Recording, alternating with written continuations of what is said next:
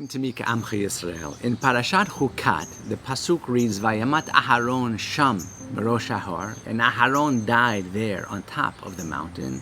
Vayeded Moshe ve'Elazar min Hahar, and Moshe and Elazar descended from the mountain. Vayiru kol heda ki gava Aharon, the whole congregation saw that Aharon had died. Vayibku et Aharon shaloshim yom kol Beit Yisrael, and all of Am Yisrael wept for Aharon for 30 days. Klal Yisrael was devastated when Aharon died, since, as we discussed, he had been a champion of the people, always looking to bring peace between husbands and wives. He was beloved by all. Rav Yosef Shaul Natansan, in the Divrei Shaul, writes that unlike the death and the gravesite of Moshe Rabbeinu, which Borei Olam has kept a secret to this very day, the death and the burial of Aharon could not be kept secret. The people wept openly for 30 days, and his demise and absence from their midst had a major impact on the entire nation. The Torah highlights Aharon's embracing popularity by recounting the details of his death, the site where he is buried, and of course, the effect that it had on Klal Yisrael. Actually, the gravesite of Aharon HaKohen is known to both Jews and Arabs alike. Indeed, one of the benefits of Israel's peace treaty with the Hashemite kingdom of Jordan is the access of Jordanian tourist sites, most notably the ancient city of Petra, the site and the burial place of Aharon HaKohen.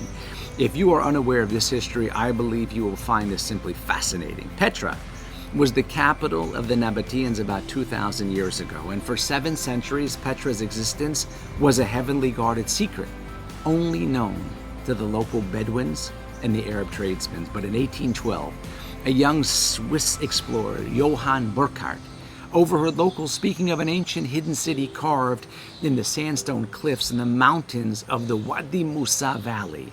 Interestingly enough, it's named after Moshe Rabbeinu, as the local Arabs believe it to be the place where Moshe hit the rock which gave water to the Jewish people in the desert. In order to find the site without arousing local suspicion, this young Swiss disguised himself as a pilgrim, seeking to make an offering at the tomb of Aharon, a mission which would provide him a glimpse of the legendary city. He managed to successfully make his way inside, and the secret of Petra was ultimately revealed to the Western world. The site's sheer scale, the majesty and beauty evoke a sense of awe, leaving visitors spellbound, naming it one of the 7 wonders of the world. A 13th century shrine built by Mamluk Sultan to commemorate the death of Aharon can be seen on top of Mount Aharon in the Shara range, and it's there until this very day. But one of the most remarkable journeys to the tomb of Aharon took place in 1998, when an extraordinary meeting occurred in Jordan between 2 esteemed figures, the revered Hacham ben Mekubal Rabbi Yitzchak Kaduri Zatzal and King Hussein, the sovereign ruler of Jordan. This encounter was all the more poignant given the complex history between the nations.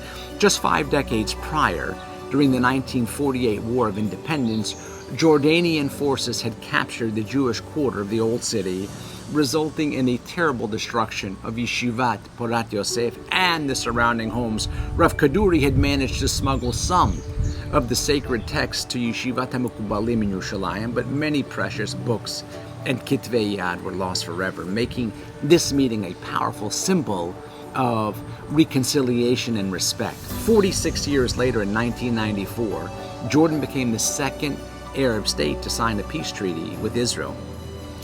The interaction between the Jordanian leader and the Chacham started years before, when Rav Kaduri sent a message calling upon the king to work towards peace in the world. And for some inexplicable reason, King Hussein, the man who called for the destruction of Israel, whose troops severely desecrated the Jewish cemetery Har HaZeitim and destroyed every single synagogue in the old city of Yerushalayim before 1967, all of a sudden took the great Chacham's words to heart and pledged to cooperate with him. In an extraordinarily rare display of friendship, a year before he died, King Hussein had the Chacham flown to Jordan as his own personal guest.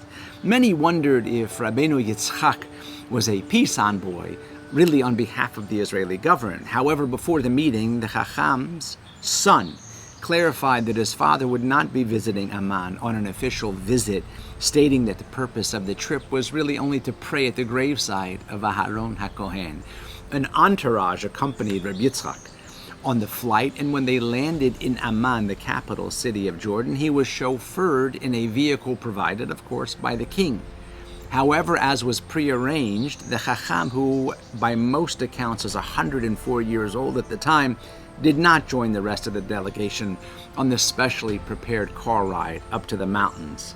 Instead, as a sign of kavod and deference, the King Hussein personally piloted his very own helicopter, the great Chacham, to the burial location of Aharon the Kohen Gadol, brother of Moshe Rabbeinu, buried on Mount Hor, atop the lost city of Petra. Ladies and gentlemen, in reflecting on the profound legacy of Aharon, we're reminded not only of his unwavering dedication to peace and harmony, but also the enduring impact he left on the hearts of Am Yisrael.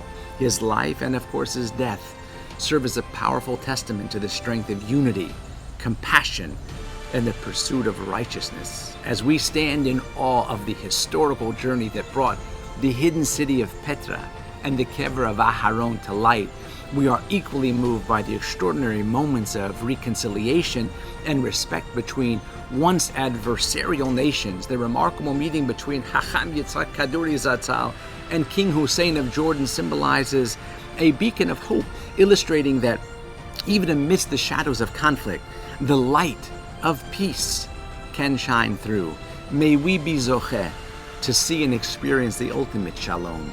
With the coming of the Mashiach, the everlasting Bayit Shelishi, it should be Bikarov, Bimhera, and B'yameinu. Amen. Shabbat Shalom and Mivorach.